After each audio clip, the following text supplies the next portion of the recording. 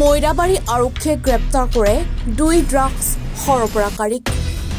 Drugs সৰবৰাহকাৰী দুটা হ'ল পলাজুৰি গাঁৱৰ কেৰামত আলী আৰু নিজামুদ্দিন।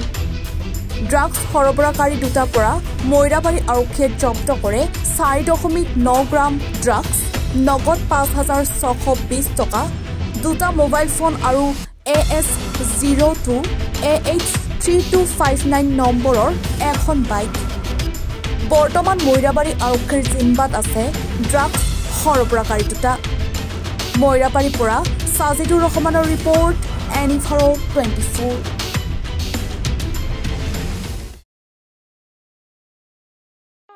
ৰব, আপুনি যে এটা অপৰাধ কৰিবলৈ গৈ আছে, আপুনি জানেনে? এই নাবালিকা গৰাকীক এতিয়াই বিয়াত বহোৱাটো যে এটা অপৰাধ, আপুনি জানেনে?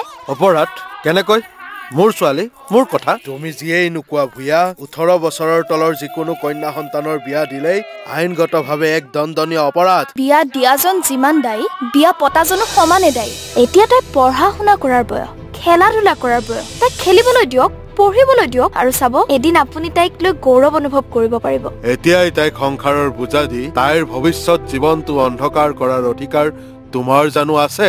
মোৰ ভুল হৈ গ'ল মাজনী, মোক ক্ষমা কৰিবা। শিক্ষা ল'ৰা ছোৱালী উভয়ৰে প্ৰাপ্য আৰু অধিকাৰ। আপোনাৰ কন্যা সন্তানক তাইৰ এই প্ৰাপ্যৰ পৰা বঞ্চিত নকৰাব।